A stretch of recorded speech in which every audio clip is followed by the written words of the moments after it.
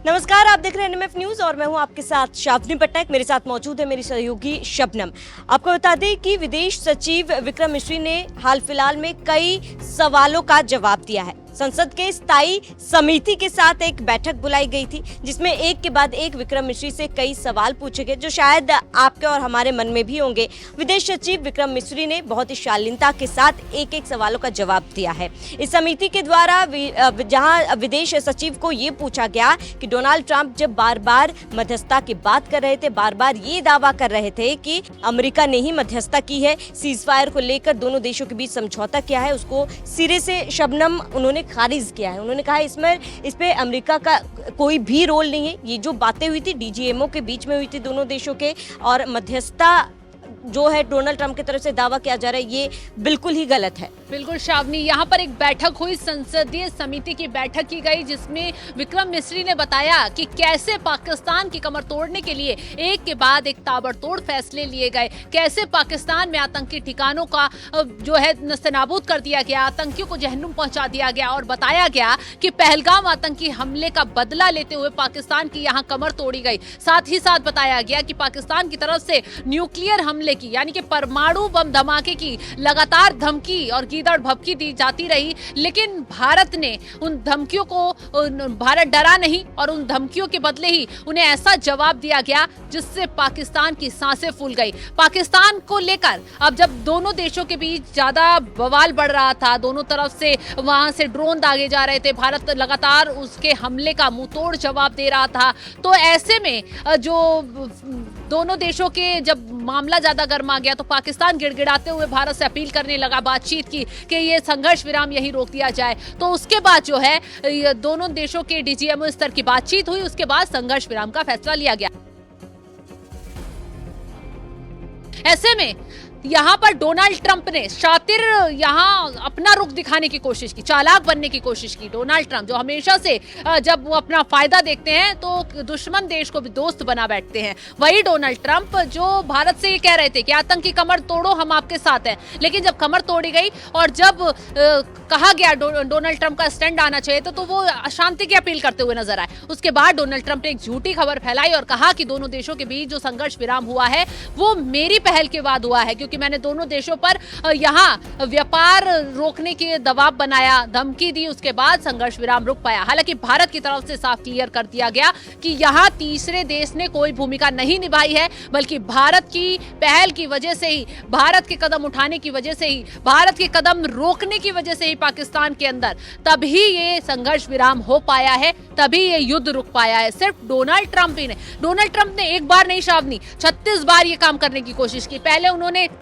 अपने देश में बैठकर ये काम किया, फिर उसके बाद वो मुस्लिम देशों में पहुंचे, मुस्लिम देशों में जब वो कतर में बैठे थे तब फिर से उन्होंने यही कहा कि सीज फायर मेरी पहल की वजह से रुका है। वाहवाही लूटने की कोशिश बराबर उन्हें लग रहा था कि मैं यहाँ प्रधान बन जाऊंगा, मैं चौधरी बन जाऊंगा, लेकिन भारत की तरफ से तगड़ा जवाब डोनाल्ड ट्रंप को लगातार दिया गया और कहा गया कि डोनाल्ड ट्रंप ने कोई पहल नहीं की है, बल्कि भारत की वजह से ही यहाँ संघर्ष विराम रुक पाया है। और इसी के साथ साथ ये भी कहा गया कि डोनाल्ड ट्रंप जो है बार बार जो ये बात दोहरा रहे हैं वो सरासर झूठ है। और विक्रम मिश्री ने भी जब संसदीय दल की ये बैठक हुई, उसमें साफ समिति की बैठक हुई, माफ कीजिएगा, तब उसमें साफ साफ बता दिया कि डोनाल्ड ट्रंप का या तीसरे किसी देश का यहाँ कोई हस्तक्षेप नहीं था। वहीं अब सिर्फ डोनाल्ड ट्रंप ने, चीन ने भी शातिर बनने की शावनी यहाँ कोशिश की है। चीन भी जब जैसे ही इशाक डार जो पाकिस्तान के मंत्री हैं वो चीन पहुंचते हैं तो वहां की तरफ से साफ कहा जाता है चीन की तरफ से कि इन दोनों देशों के बीच मध्यस्थता इसी तरह आगे संघर्ष विराम के लिए चलती रहे और हम साथ देने के लिए तैयार हैं, हम सहयोग करेंगे।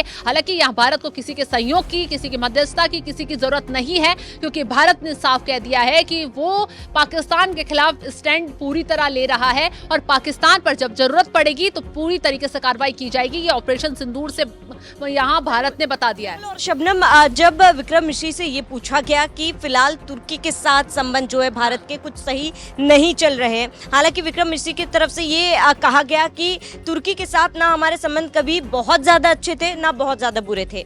हालांकि जब इस बार जो युद्ध जैसी स्थिति बनी थी पाकिस्तान का, जब तुर्की ने खुल के साथ दिया था, शबनम तुर्की शायद भूल गया कि वक्त वक्त पर भारत ने हमेशा, जब भी तुर्की मुसीबत में रहा है, भारत ने साथ दिया है। चाहे कोरोना काल को लेकर हो, चाहे जब तुर्की में इतनी तेज भूकंप आया था, लोग खाने के मोहताज हो गए थे, तब भी भारत ने मदद का हाथ बढ़ाया था, लेकिन तुर्की ने चूरा घोंपने का काम किया था। हालांकि जो समिति जो वहां पर थी, उन्होंने कहा है कि हमें संबंध खराब नहीं करना चाहिए, तुर्की के साथ हमें बातचीत करनी चाहिए, उन्हें समझाना चाहिए, लेकिन भारत का स्टैंड क्लियर है कि जो आतंकवाद का साथ देगा वो उसके साथ नहीं। बिल्कुल, तुर्की एहसान फरामोश है क्योंकि भारत ने उसके उस मुश्किल वक्त में साथ दिया, सबसे आगे जाकर खड़ा रहा जब तुर्की के साथ सपोर्ट करने कोई आगे नहीं आ रहा था। चाहे भूकंप का दौर हो, चाहे कोविड का दौर हो, जब हाहाकार मचा हुआ था, खुद भारत कोविड से जूझ रहा था, लेकिन भारत ने उसकी परवाह न करते हुए तुर्की को भी मदद पहुंचाई पूरी तरीके से। लेकिन जब आतंकवाद की कमर तोड़ने की बात आई तो तुर्की जो है पाकिस्तान के साथ जाकर खड़ा हो गया, उसके आतंकियों का रहनुमा बन गया एक तरीके से। तो तुर्की को भारत ने उसी के लहजे में जवाब दिया, तुर्की की कंपनी को भारत से खदेड़ दिया, तुर्की को चारों तरफ से घेर कर घसीटा गया। उसके बाद शायद तुर्की को अकल आ गई कि हाँ, उसने पाकिस्तान का साथ देकर बहुत बड़ी गलती कर दी है। हालांकि तुर्की अब शांत बेशक बैठ गया है, लेकिन पर्दे के पीछे से गेम पूरा खेल रहा है। तुर्की ने युद्ध के वक्त भी, जब भारत पाकिस्तान के बीच संघर्ष हो रहा था, भारत का खून बहाने के लिए तुर्की पूरी तरीके से सपोर्ट पाकिस्तान को कर रहा था, पाकिस्तान के कंधे पर रखकर बंदूक चला रहा था। लेकिन भारत की तरफ से जब मुंह तोड़ जवाब दिया गया तो तुर्की को भी घुटनों पर यहां आना पड़ गया। श्रावणी, बिल्कुल, और उसके साथ ही जब कहीं ना कहीं चाइना को लेकर सवाल पूछा गया कि क्या वाकई में चाइना से हथियार पाकिस्तान ने लिए थे, चाइना से जो हथियार लागे थे उसका इस्तेमाल भारत में हमले को लेकर पाकिस्तान ने किया था, जब विक्रम मिश्री ने इस पर कुछ साफ जवाब नहीं दिया।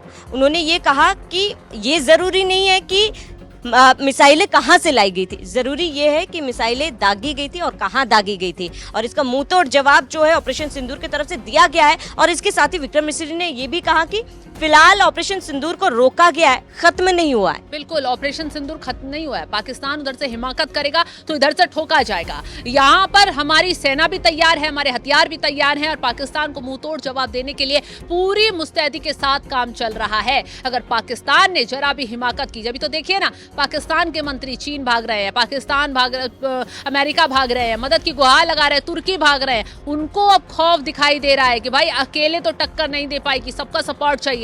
हालांकि सपोर्ट किसी का कितना भी मिल जाए, लेकिन भारत पूरी तरीके से तैयार है। भारत को कैसे जवाब देना है, इसकी पूरी रणनीति सेट है। पाकिस्तान हमारे हथियारों के आगे ना पहले टिका था और ना ही आज टिक पाएगा। यहाँ पर श्रावणी, ना आगे कभी पाकिस्तान टिक पाएगा। शबनम, फिलहाल आपका इस पूरे मामले पर क्या कुछ कहना है? भारत का तुर्की के साथ जो रिश्ता फिलहाल है, उसको क्या भारत को और सुधारना चाहिए?